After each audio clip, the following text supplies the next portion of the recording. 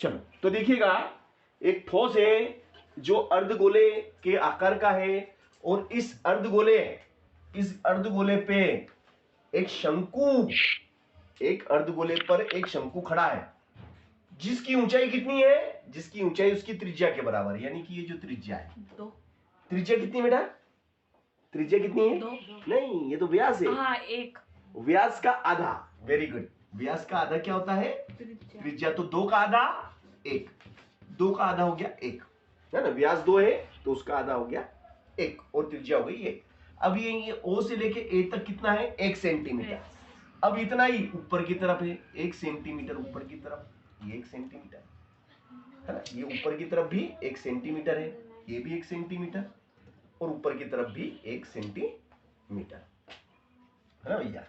अब भैया ये शंकु है आपका, ये और ये शंकु है आपका, है ना। तो ये O A और ये B हो गया आपका और ये C हो गया, ठीक है। तो इसका ये कहना है कि भाई ये जो आकृति है, ये जो ठोस है, इसका आयतन कितना है? ये इसका क्या है? ये इसका H है। भैया H कितना भाई साहब? H R के बराबर है, त्रिज्या के बराबर है, और त्रिज्या जो कि 1 है, समझ गए ना।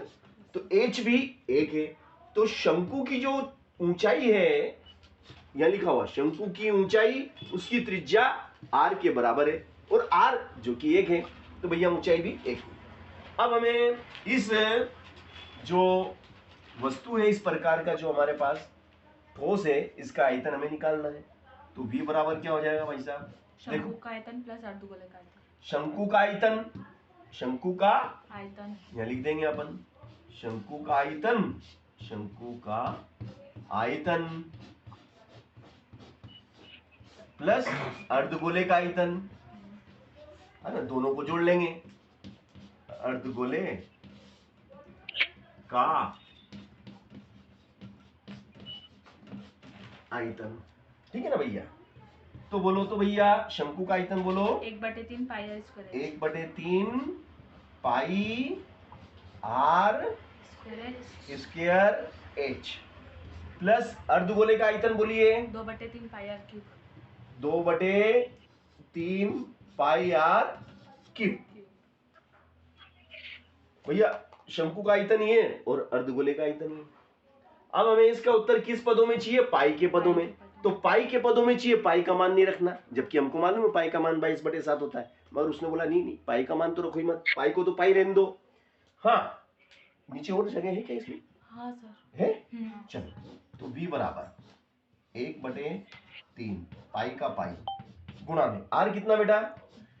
2। R कितना है? R is 1। अच्छा, 1।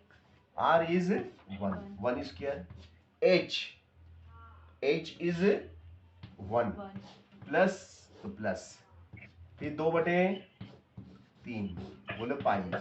R कितना बेटा? R इज 1 की घात 3, यहां तक आगे, है ना। ये यहां तक आगे। अब देखिएगा भाई साहब, ये 1 का वर्ग क्या होता है? 1 का वर्ग 1 ही होता है ना। चलो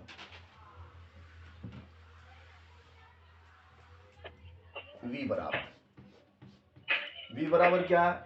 1/3 पाई, 1 का वर्ग 1 और 1 एकम 1, ये तो ये हो गया, प्लस 2/3 और 2 1 की घात 3 कितना होता है? 1 का क्यूब भी 1 ही होता है, और 1 दूनी 2। चलो और क्या है साथ में? पाई।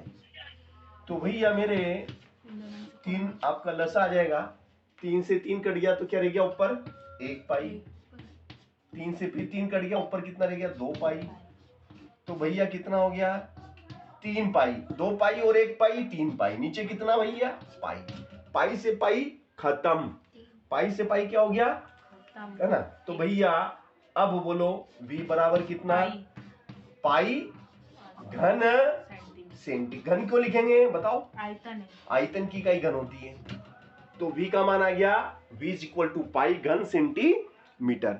तो भैया ये सरल था कि कठिन? सर सरल। पक्का? हाँ सर, लेकिन एक बार और समझा दो सर। वेरी गुड, एक बार और क्या 2 बार समझाऊंगा